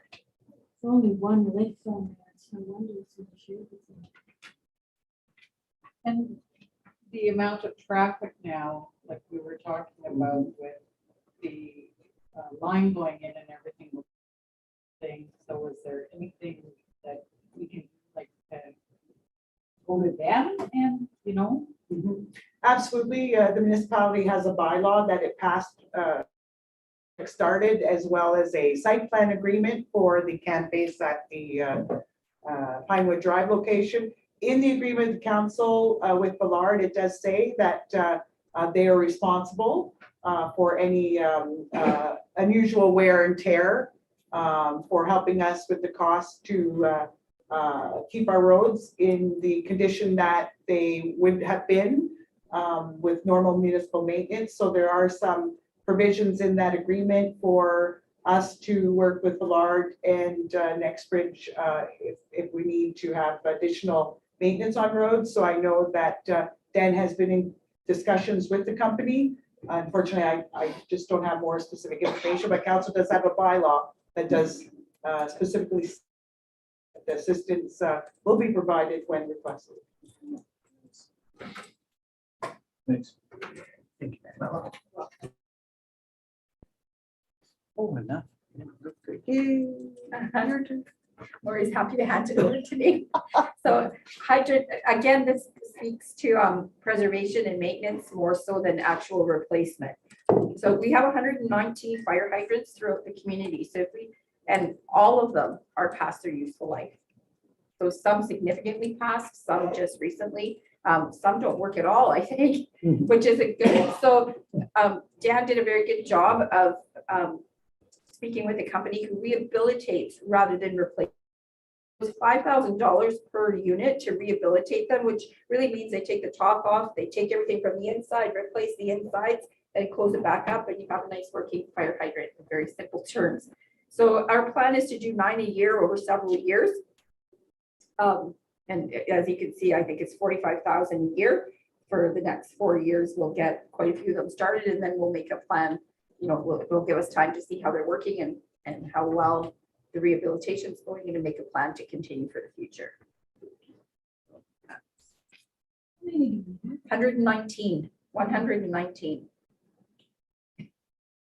A lot of fire hydrants. Yeah. The water treatment plant filters, we found out earlier this year that all good news is original cost we thought was going to be 300,000 per skid. It's now 150,000 per skid. So we planned that over the next 3 years with a cost of money coming from reserves, I believe, the water users. So for the next 3 years, we'll replace the 3 banks that need to be replaced. And then in year 4, up for the next, at a lower rate than the replacement, obviously. We'll start saving up for the next bank of filters. That will be ongoing forever. They have a 10 to 15 year. So it's good we know now and can plan for the future with those. 157. Much better. Yeah. So jet vacuum trailers for last year. Sorry, I don't have really the details on exactly what that does. I think it pulls around some equipment that we need to do some work on our sewers or Clean them. clean them. Yeah. Yeah. I'm blocked, Yeah. Okay, I'm gonna like, say, All the rather road than, gross- rather than renting equipment or hiring a contractor to do it, we'll be able to do it ourselves. And project, I believe, is over a few years. We're saving over a couple of years and in 20 to actually purchase it. Is that the one that burns? Like it burns stuff in the wintertime? Little truck. No. No. The one you're thinking of is called a steam generator, Yeah, and so it heats up, gets pushed into frozen pipes to melt the pipes. there is like Global So has. it's similar to what Provo has. So it's basically a high pressure nozzle with a jet on it, and that nozzle works its way through. That isn't necessarily frozen, it's just full of stuff to unclog the pipe, and then vacuum on it to suck anything up. Oh, And that's part of a regular maintenance program that we do every year to make sure that we have experienced less. So now problems we'll in have our winter. own equipment. Yes. Yes. We're no Den, but we're trying. Dan and I talked earlier in the year about his need for a mini excavator. He uses it with Public Works. I think it's something that gets used at the cemetery, and we use it a lot as well, I believe. Yeah, so we planned over several years again to put money aside. It in 2024. And then the water wastewater 10 rate study. Maury spoke to this section with the water rate 10-year financial plan, which is a requirement under DWQMS, which is the drinking water management protocols, and the rate study as well. So at worst case scenario, we'll pay for those 2 items out of the green. This is further to that was recommended by Wade, and it's a plan to do those things plus do an evaluation might be in the community and a plan for the future for water. So one of the things that they might look at is what area rehabilitate or expand into for future housing projects or development for housing. We all know that's critical need right now. So we've put in an application Also, I believe it was through it wasn't the modernization, it was the modernization funding. So it's the last round of intake that we were able to put our application in for. We used the Wayfinders report as support, which hopefully will really help us. And then airport equipment, this is a grant that we've applied for $700,000 worth of equipment, primarily the loader and snow blower, which would be exclusively used at the airport. It would not be able to be used anywhere else. But in doing that, Transport Canada pays 100% if we are successful. It actually paid for the equipment that's out there now and has been there for I think 15 to 20 years. That's I remember. program.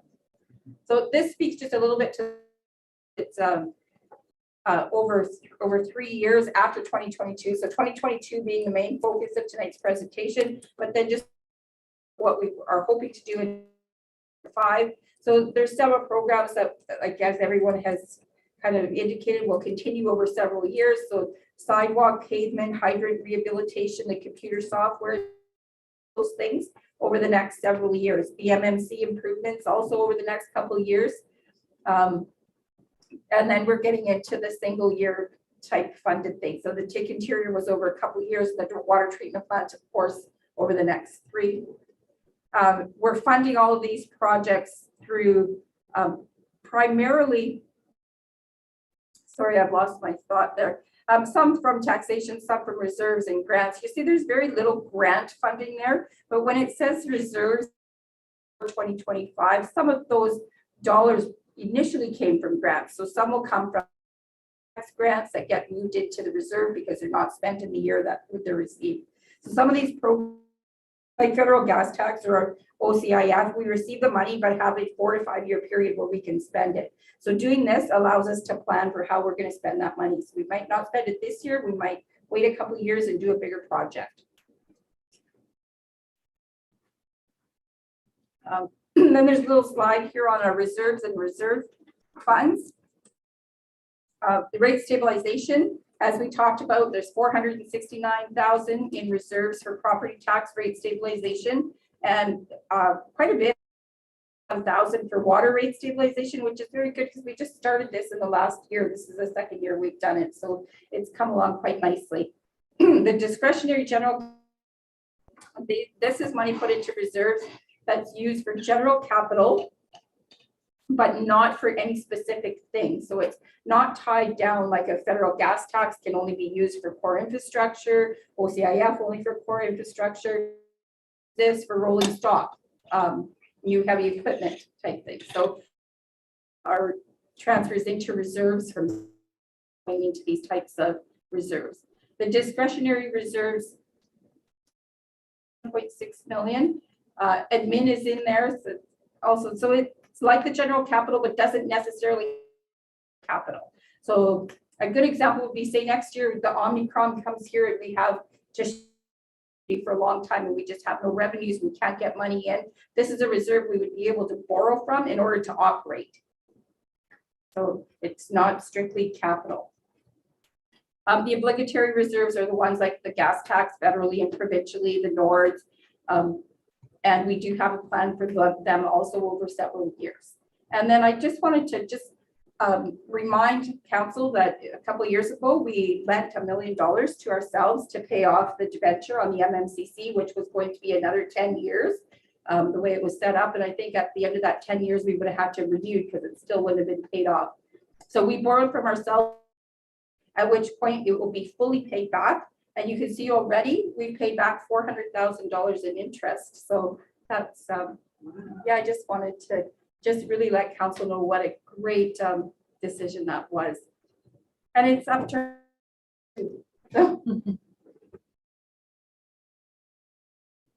and then this is just a recap of what's going to happen after 2022. So you can see, even though we're spending money every year from reserves, we're putting a considerable amount back in. And by 2025, we've moved from just under 8 million to over 10.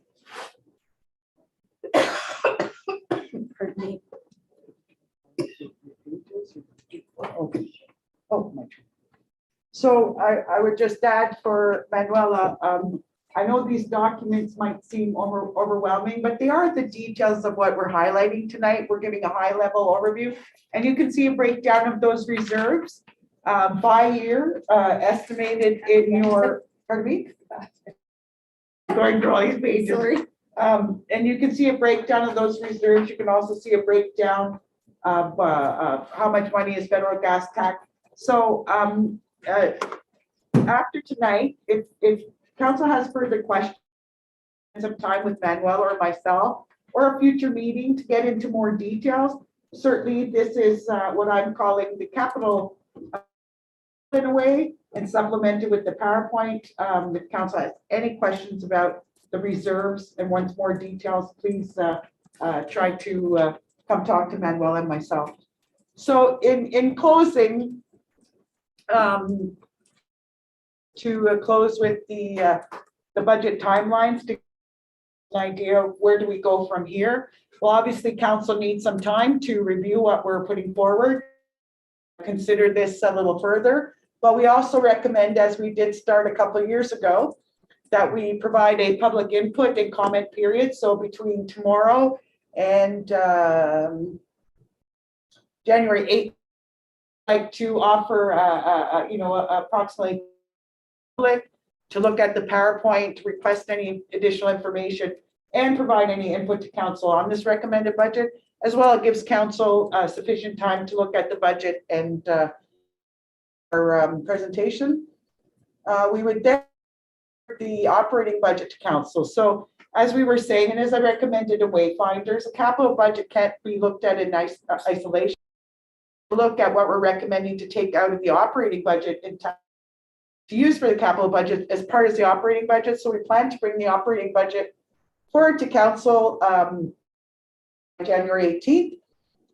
And then I see my slides are a little bit out of order here, but then we would then bring the capital budget back to council for approval on February 1st.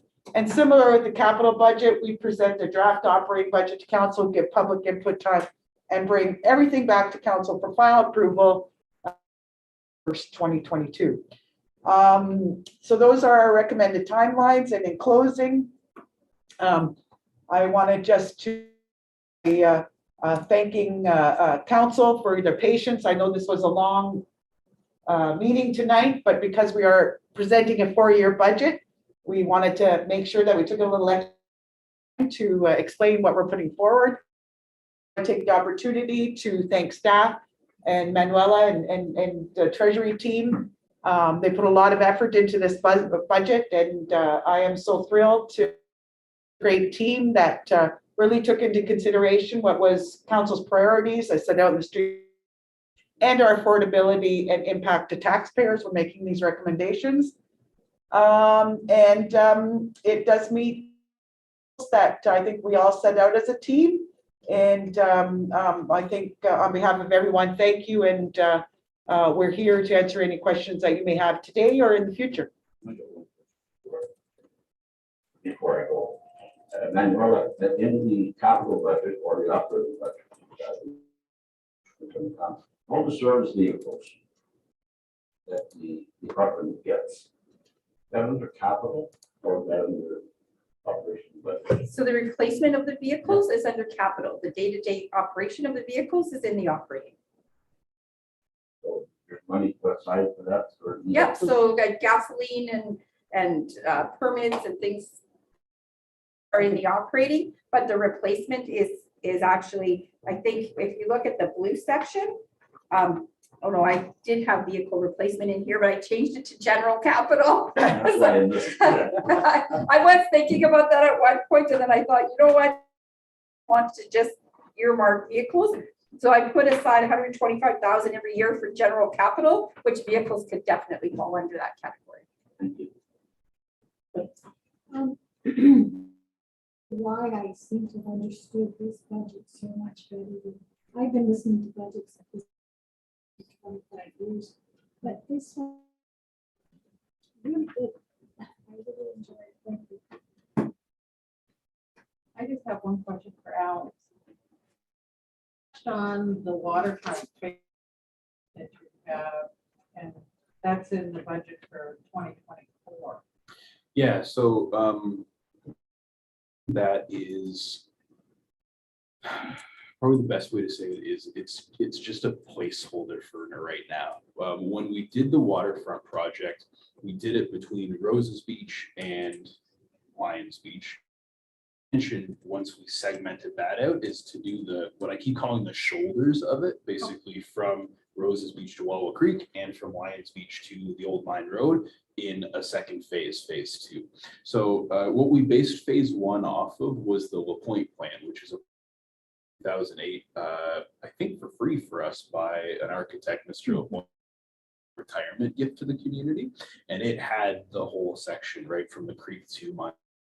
But we only had enough resources and about $2 million we scratched together to do kind of the core section. And that was the section that was obviously we felt most important to the community. But there's other great ideas in that plan to base a future project off of. So the thought is there's some that we as management staff consider to be higher priority projects. So for example, the arena, the marina divestiture, with the whole idea of fixing the stuff right now, because there's nothing of major hazard in those areas besides maybe that wharf there, right? So the intention is to, to fix those sort of higher priority things first, and then to move on to say, hey, let's get some funding together to put a phase 2 in place. So what that looks like is, I can only say, going to be based off of the LaPointe plan, but it was a 2008 plan and a lot of things have changed since then, including environmental regulations. So it's more of an inspiration than it is an actual set in stone plan anymore. I just saw it on there and Yeah. I don't remember it in the plan when we went to the arena for the presentation. Did you have phase 2? No. No, No, not at just- all. Yeah. Just the phase Yeah, just the phase 1. Yeah. Even in the documents that we pulled out of the LaPointe plan, we only pulled the maps from the area that we were doing it. But I have a copy of it. I've got a digital copy of it. I'm happy if anybody's interested in looking at it. Like I say, it's a really interesting basis for ideas of what to do for the waterfront. But you can see in the plan, there's a bunch of stuff that we didn't implement, because it was impractical or we just didn't have the financial resources to do it at the time. I'd love to see it. Absolutely. I'd like to say thanks to the council members. Any more questions this night? I would say that's a really good presentation, and I'm impressed with the planning that we've done. This time, thank them. This we're doing really good. If we don't plan, we plan to fail. That's a common phrase. The asset management's coming into play in the budget. We're looking at 4 years from now. So I think the future is looking really good. So I'd like to thank you for all the work. I've worked on that. I just go stop sharing. Okay. We'll move down number 5. Alex, if I could bother you for a second there. I know there's some announcements from Algoma Public Health, and I guess they take effect tonight. If you can, I guess, enlighten us on what's happening. So as a staff, and I'll be honest, I don't have the full picture because I was off today, but we call Algoma Public Health to get clarification on basically the order, the section 22 order that was just announced for all. So a couple things that happened that I'll kind of highlight for council ones. There's some sections and some facility that are requiring 3-meter distancing. And so that changes us from where we were right now, where there was no capacity limits, no social distancing limits in the facility, to like a stage 1, where we were operating kind of at like a stage 3+ level. Effects is that social and indoor events are limited to 10 people. So for most of our programming, that exceeds 10 people, but that also now plays in huge effects in terms of having buffer times for things and all of this stuff that we have not scheduled in the facility because we were operating at a stage 3 plus. It also includes things like no games, no scrimmages, so that eliminates like women's hockey, men's hockey, the things that were happening kind of traditionally in the facility. And so based on that and our conversation with Algoma Public Health about what we have to do, we feel like the best move right now is to close the facility, because the amount of programming that we're going to be able to offer there, it is essentially zero. 90% of the programming that we offer today, even things that you would think of as relatively low capacity, like our seniors programming, we're having like 20 people show up to those, right? So we need to review a little bit more. Obviously, this is very fresh information. We just had the phone call this morning and then had a staff meeting this afternoon to figure out what mechanically the best thing to do about it was.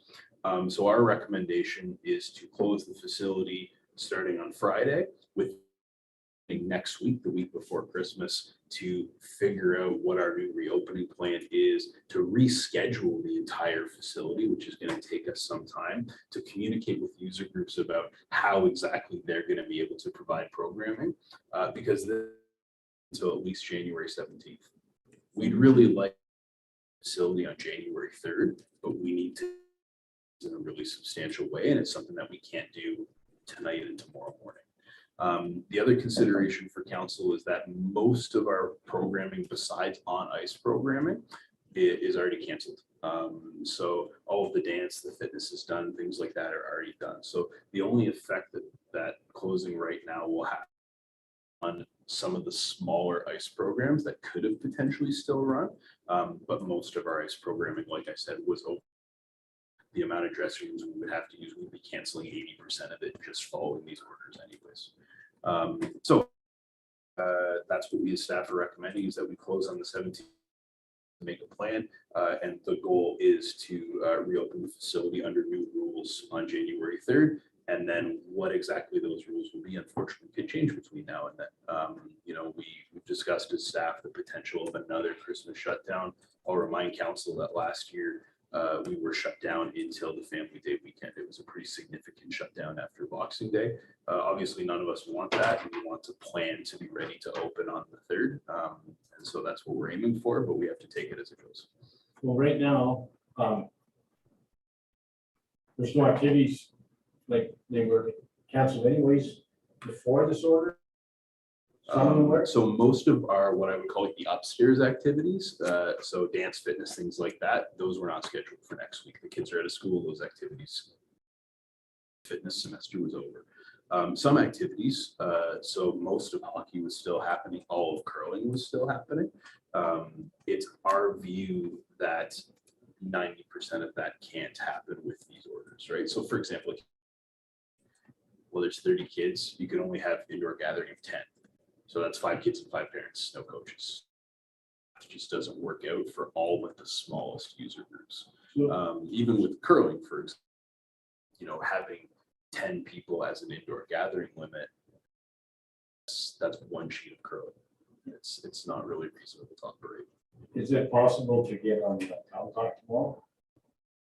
Would have to ask Mr. Walker. This is something that we will be advertising. Yeah, I guess we all are. Last time we started this, we never opened up, basically. It's going to be a very. And Yeah. It just disappoints me because everybody works so hard, so your staff, everybody, to get all this stuff rolling again. The parents get their kids going back to school, get them going back to this, and then we're gonna. So I guess we'll just have to wait to the announcement and then let you make the decision, and whatever it is, I guess we'll support it. Thank you. Yeah. I mean, I really echo that. Like we just finished setting up a pile of games again, and it was to the point where, as a community, we were really leading. Right, there was lots of other communities who were coming to Wawa to play their games because they couldn't, or they weren't allowed, or the systems weren't areas. To the point where we were even contacted by the cities of Sault Ste. Marie, us as kind of the meet in the middle point to host games from Really? even out of town, which is amazing, right? Like that's where community is at the forefront of things like that. And there's so many volunteers from minor hockey, figuring out how to do all the contact tracing to all of our staff spending extra time to make it happen. And, now we're kind of in the same boat as last year. It is pretty heartbreaking for sure. But I mean, at the end of the day, we have to follow these orders. I understand why they're in place. We'll still be supporting other things at the community center. So for example, we have major vaccination clinics coming, tomorrow and within the next week or so. And obviously those are still really critical to happen, right? So while recreation can't occur based on these orders, or can occur in just the teeniest ways that it's almost not worth it. That other stuff is still really important to have the facility available, and it's important for us to be able to work up to that point again. I'd like to see, Mr. Tate, tells the public if you're going online, like, you have to really emphasize that these decisions are made that are going to help and the government. Like, it's not you making these decisions, you're following the rules, and some people don't understand that. Rules are rules. Can I read you a section of the press release we prepared? Yeah. Wednesday, December 15th, all have received notice that Algoma Public Health was extending mandatory measures to all Algoma communities served by APH. The medical officer of health has issued a Section 22 class order under the Health Protection and Promotion Act, effective for all Algoma communities served by APH on Friday, December 17th, 2021 at 12:01 a.m. Following the advice and information received from district health professionals, regional, provincial, and federal agencies such as Algoma Public Health and the governments of Ontario and Canada, the municipality will exercise an abundance of caution in an effort to keep our residents safe and healthy during the COVID-19 pandemic. And then effective this day, the community center will be closed and remain so until Monday, January 8th. So really that we have received a class order, and necessarily go out and say that order makes it impossible to do. It's kind of what we're saying, right? We can still have the parade though. Absolutely, because it's outside, it's all good. Yeah, so we're still planning that on Friday. It hasn't been easy for everyone. Okay, thank you. Any other questions? Okay, we'll look forward to that, I guess. I don't know how that changes everything else as well, so I guess stay tuned. Yeah. thanks. Okay, that was announcements. There's no new business. 7, bylaws, no closed session, no minutes arising from closed session. We have a motion to adjourn. Moved by Councillor Kenna, resolved that the meeting close at 8:57 PM. All in favor? Motion carried. Thank you very much. Thank you. Thank you.